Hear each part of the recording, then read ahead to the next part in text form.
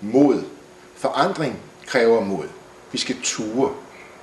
Forestil dig den lille eremitkrebs. Den lille eremitkrebs er jo eremit, den bor i andres skaller eller konkylier. Den starter som ganske lille, og så begynder den at vokse, kravle rundt og slæber huset med sig. På et tidspunkt så er den vokset så meget, at den er nødt til at forlade det her hus. Den ved, at der er en risiko ved at forlade det her hus. For det øjeblik, den våger sig ud for at finde et nyt og et større, er der en chance for, at der kommer en fisk eller en krabbe eller andet og spiser den.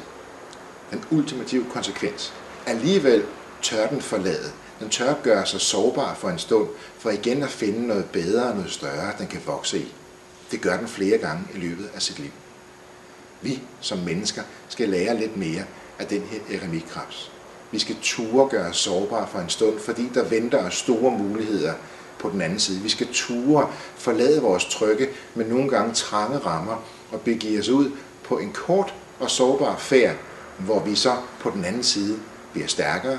Vi får mulighed for at udvikle os og blive til endnu større mennesker.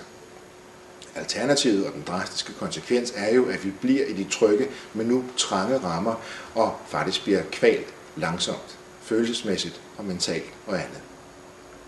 Så vi skal ture. Vi skal ture gøre os sårbare for en stund. Vi skal ture forlade vores trygge rammer, fordi vi ved, at der er nye, større og bedre rammer, der venter os, hvori vi kan vokse, vi kan vækste, vi kan blive til endnu mere, og alt det, som vi rent faktisk har mulighed for.